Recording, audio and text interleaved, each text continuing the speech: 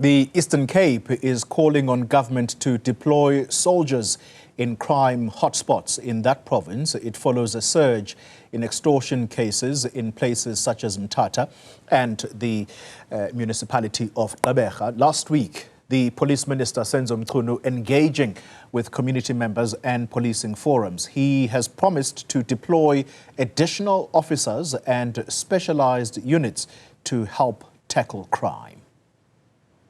Well, joining us for this conversation, let's talk now to the ANC's Eastern Cape spokesperson, Loyiso Magqashela, who joins us now. Mr. Magqashela, good evening to you, and thank you very much for your time.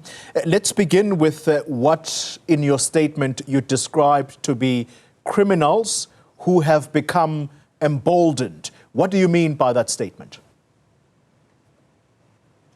Thank you, Colin. Good evening to the viewers and yourselves. Let me hasten to clarify that we really have observed as the ANC that criminals in the province are just doing as they please, as if there's no law. Because if you would then look at how extortion cases are taking place, hijackings, stock theft, and GBV, and so on and so forth. They just taking place as if there's just no one to cap, and hence we're saying they just have become law unto themselves. Hence we are then saying we are calling on law enforcement to really prevail and show cause that they are there to curb this kind of crime, which cripples our economy in the province, which is rural and the poor, or amongst the poorest of the provinces. So that's what we exactly mean, because if you look at the projects, big or mega projects like the roads that are constructed by Sanral, in Nelson Mandela, 1 billion road has been blocked there, which is done by Sanral, because there are people who are demanding money from the service providers. And it is happening throughout. It happened in Losikisiki, and where we are building big bridges there, where there are just criminals who just come and demand some money that they have not worked for, then crippling the actual plans of turning the province into an economic active space, so that we turn the fortunes of the people of this province around. So that's what we mean in that statement. And therefore, we would really appreciate and we are pleased that we see the Deputy Minister for Defense also coming in to partake in this discussion, especially that he also hails from the province and where these criminal activities are taking place. Yeah, and we'll bring the Deputy Minister.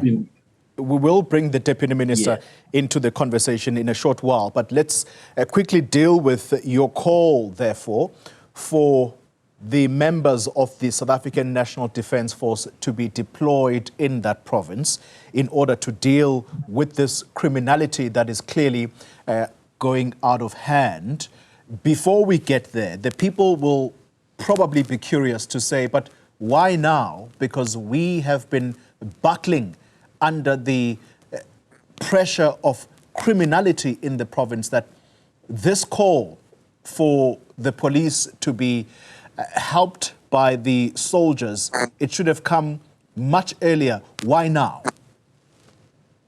No, thanks, Goli. I think we can then confirm that it is not just a recent or today's kind of a decision, or a decision that has been as a result of the ANC Lekgotla that took place recently, because out of that Lekgotla, we have then had to go back and say, what have been the content of our decisions in as far as crime-related matters are concerned? And one of those was to say, we have directed the Premier to write to the President, request the deployment of the South African National Defence Force. That was sometime last year, when all of these criminal activities were really rampant in the area of Nelson Mandela as well as OR Tambo, especially targeting businesses. The Premier also, we have directed that the former Minister, Utatu Ubhekicele must be written to, so that there is reinforcement. Otherwise, this has been going on, making all of these requests. But now we are also realizing that this crime is really, taking over or overtaking every other effort that we are really putting together in the province. Hence, we appreciate the intervention by the current minister, Mthatha, of deploying the TRT, the NIU, and then we are therefore insisting and going back as the NC to our decision that, President, please help us with the soldiers, because I remember the Premier was at some point in the media space being asked about why would you then request soldiers, which they have not been trained to deal with all of these. But we insisted, and we are still insisting,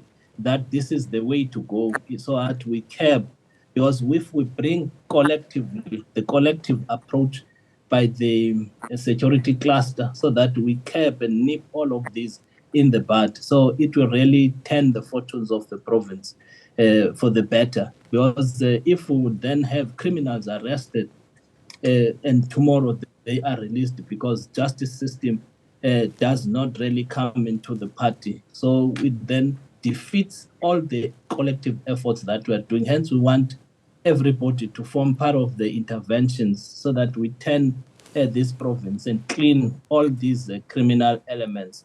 No one must just come into somebody else's kraal, take away the livestock, the cash in transit that are prevailing in the province, which we are really trying so hard to deal with. So it cannot be us alone, a lone voice of the leadership of the ANC in the province and our government, but it has to be a collective effort by every other stakeholder in the province, including communities, to come take part and deal with issues of crime, give it no name, give it no political party, but be there to fight the ruthlessness of the criminals that are, prevailing in the province. All right, Loyiso Magqashela, thank you very much for that brief explanation.